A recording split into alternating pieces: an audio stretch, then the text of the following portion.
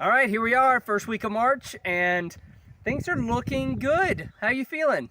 Well, it's green now, and I'm glad we're making this video after lunch instead of this morning when we were out here working in the bone-chilling cold. Exactly. It's nice. It's a little bit more comfortable, but it is a little breezy. But March is turning out to be a lovely month. We're getting a lot of rain and finally getting temperatures a little bit more normal, I guess, for here. Well, yeah, didn't you just tell me a minute ago that we've had 30% of the normal rainfall in February? Yeah.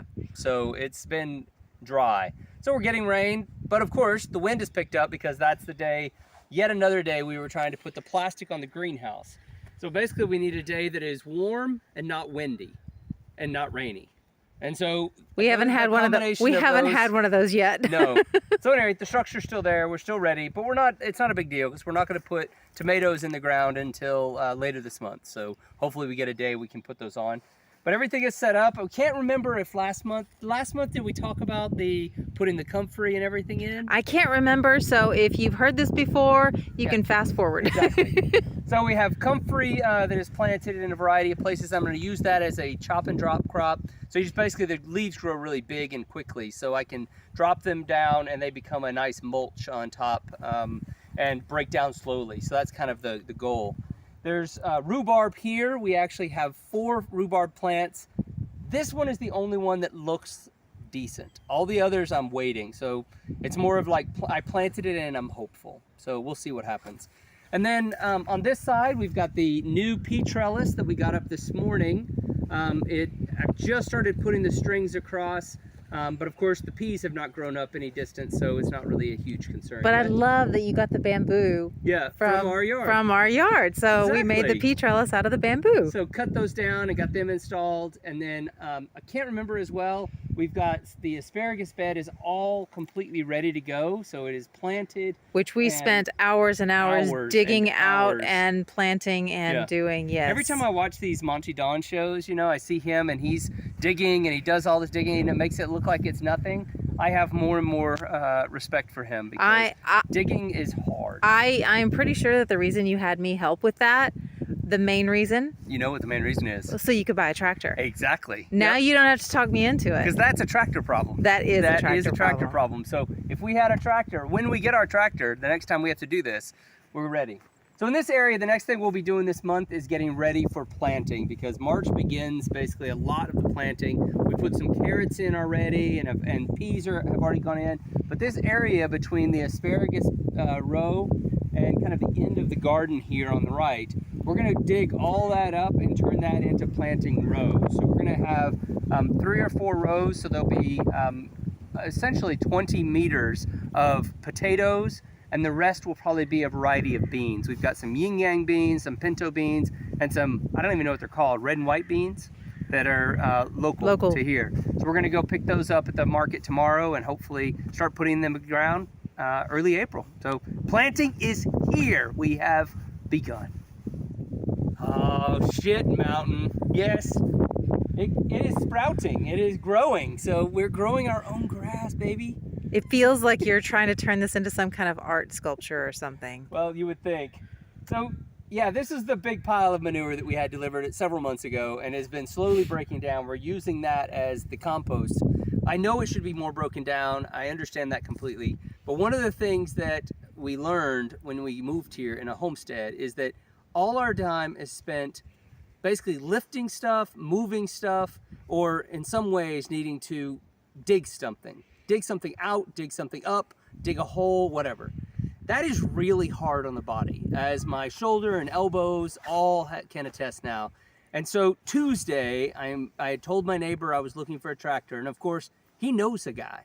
So Tuesday, we are gonna go and take a look at a tractor. And it may not be that tractor that we get, but we do need something that helps us to move things. Don't you agree? We have made a family decision to buy a little tractorito. Yeah, tractorito. It's a tractorito. It's a tiny little tractor. Yeah, I wouldn't call it, well, we're not buying something massive, but something that will allow us to make it easier with a bucket on the front and have the rototiller on the back so that we can actually till up the ground and do some of the work that is on here without breaking our bodies. Because right now, I admit that I have pushed myself in a number of times further than I need to.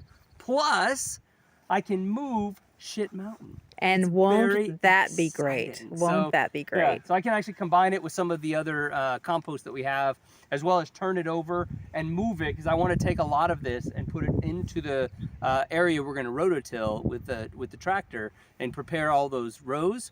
I want to be able to mix it in there. But doing that wheelbarrow by wheelbarrow, while possible, becomes really difficult. Less possible after 50. Yes, and so maybe that's it. So anyway, so we're gonna get a tractor. So exciting times. We'll let you know how that goes hopefully next month, and we'll keep you apprised. So one of the things as well about a homestead is you're also cutting a lot of stuff. We have cut all of these things down, and this is just a fraction of it. We have cut all this down just in a few months. This is all the trimmings, all the cuttings, all the clearing out. This is what we do, and I'm afraid that this is going to be regular every single year. So how to deal with all this stuff is still an open question. Oh, no, it's not. We are now becoming practicing pagans, and we're going to have a giant bonfire on a regular basis, and we're going to dance around, and we're going to make sacrifices, and yeah, I think that's what we're going to do. I love it. So what you see are these, I've kind of started to separate them out into different chunks, but you have one that this is ready to be chopped up and turned into mulch. These others are breaking down, but some of them are vines which don't really chop down in the, what is the wood chipper? Yeah. They don't really work very well in the wood chipper, so it's really pain to figure out what to do. But I think you can hire someone to come in, and they have a massive desbrozador, which is basically a huge thing on the back of the tractor with chains and flails that will knock it down into compost or future things that will break down. So that's the idea. But it is a chore just managing this and moving this. You know what you need for this? That's a, you know what kind of problem that is? That is a tractor problem. That is the tractor problem. Hi, Andrew. One another. Okay, here we are walking from the front door to what we have dubbed the panaderia, the bread oven house, casita. You can see that it's a cute little house, and it's got this little farmhouse door that opens, you know, top or bottom. I'm going to go in and pause a bit and let us get acclimated to the new light. Okay, well, that's not too bad. So yeah, this is a disaster area. So now you see what and we've cleaned it out once and then started filling it back up. And with the winter, it's been hard because we're just, you know, it's just been cold and wet. So we haven't really done a lot in here, but it is time to change that because in a couple days, we are getting our chest freezer. Woohoo! So because we want to be as independent as we can, that means storing a lot of food. And so all the things that we're growing and being able to harvest from the fruit trees, everything we're making, we want to be able to put into the freezer for next autumn and winter. And so that's going to begin here. And so we're going to clear out all this space, put the freezer over there. We've also got a line on a, did I mention this to you? About the fact that we bought a half a cow? A half a cow. A half a cow. You bought half a cow. We bought half a cow, yes. How can the cow live without its other half? Well, it can't. That's why we had to find someone that would buy the other half with us. So, turns out one of our neighbors was talking to another neighbor who's, I mean, it's just a kilometer away from here. And they were interested, they sell cows. They sell cattle to be able to eat. And so she wanted to buy one, but she only wants to buy half because she's not going to buy an entire cow. So we agreed to buy the other half.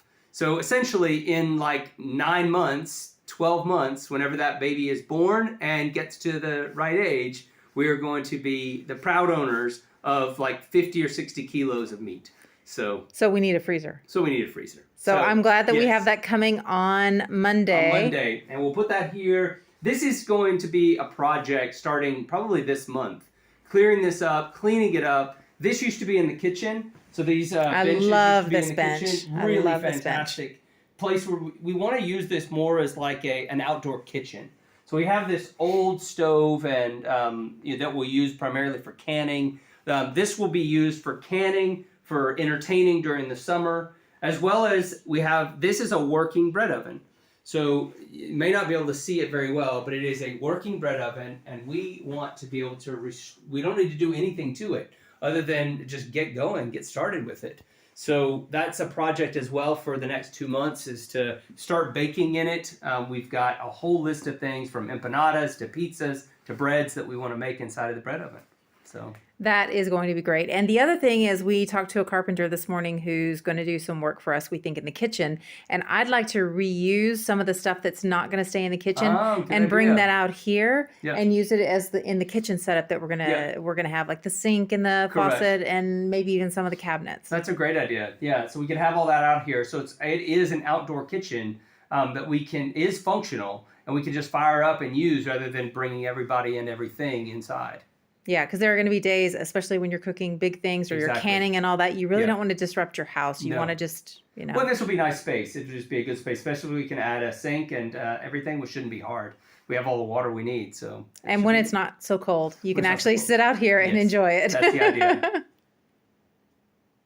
All right, here it is. We continue work on the gallinero, the chicken coop, and I have to admit, I am a little embarrassed by this project. And it's mainly because after so much overthinking of what to do, I feel like I have made it's a mess. It is an ugly, ugly building. But when all is said and done, it will be functional. It is a functional chicken house, and I know what you wanted. You wanted to start off and you wanted to build basically a little... casita. Yes. Yeah, a perfect little place with everything is perfect. A chicken palace. Yeah. I essentially wanted to build a chicken palace, but only with materials that we had here or with pallets that we could find. And without having any woodworking experience beforehand. Or tools or anything else. Yeah, so not completely reasonable. Unreasonable at all. Yeah, reasonable. yeah. So anyway, we have created this chicken coop, and you've got the door is working. So the door is working. So, and we have a little chicken door over there. And they'll have a little ramp to go down. Yep. And you've got the space below so that when you decide to clean this out, you can easily sweep it into a bucket or a little wagon. The idea is to lift it up so that it'll be really simple to bring all of the nesting and every material down into a bucket or a wheelbarrow and get rid of it. I am so thrilled that you were thinking about cleaning as you constructed this. And I really hope that extends into other areas of your life. It does. I think I'm thinking about the same thing related to the greenhouse and the garden. And but what about stuff inside? Inside the house, like when you're cooking, or? No, I don't have a problem there. Everything I go to bed and everything gets cleaned. So I feel like we probably have elves that clean everything. And if only we had elves out here. Yeah, exactly. There are no outdoor elves. That's our problem. Anyway, this is the gallinero. We still have to do the roof and we have to finish the walls and everything, but it will be a chicken coop. And we will have, hopefully, chickens in April. That's the plan. So we are going tomorrow to the fair and the monthly fair, and we're going to look at some chickens, but we think we're going to buy them locally we can't. There's not going to be any chickens. Well, and they're not going to the avian flu. Right. So, but that's where we would normally buy them. But now we are going to buy from someone local. We have a friend of a friend, of course, who has some chickens, and so we'll probably end up buying those in April. But we will see, because right now we still have to get a roof on this. So got to make it warm for the chickens. And we got to make it warm for the chickens. So the project continues, but I am excited to have it done and to have chickens. Are you? I am excited to have chickens, mainly so that I can crochet chicken hats for them. That's what you want. I really do. I want to make some chicken hats. Although by the time we get them, they won't need the hats because it'll be warm enough. It'll be warm, but well, think about that. You have all summer. You have 6 months until they're going to need chicken hats. I know. And then I will make the chicken hats for them, and that will make me very happy. So we're going to give them room back here in the shade and sun. They'll have plenty of both throughout the day, but this is a lot more protected because there are lots of problems with predator birds. Where we were going to put them before seemed a little too exposed, both to the wind as well as to the predators. So now we're going to have a lot more protection for them. It may be a little cooler, in terms of not heating up as much during the day, but it will also be warmer during the night. So anyway, that's the plan. So chickens are coming to the Talbot Homestead. Buck, buck.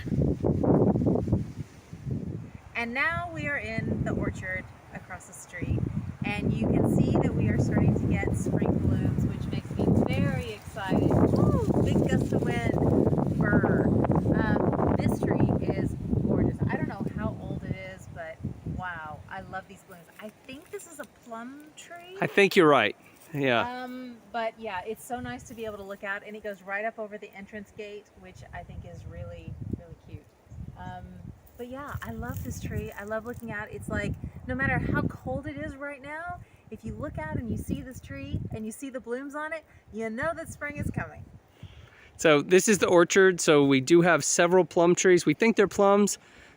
Could be cherries, but those are ones, and maybe pears. So those are the ones that are, and apple, but the ones that are blooming right now, I think are primarily plums and maybe pears. I think that's right. Yeah. But everything is coming. You can tell spring is on the way. I am really excited for how this whole area is going to look. I remember when we first came here to see the house and how lush and green and gorgeous this was. And right now it looks so bare, but I know that it won't stay that way for long. But the green is looking good. Yeah. I don't know what's going to happen if we don't mow this. I'm not sure. We'll find out though. Permaculture, here we come. What you doing?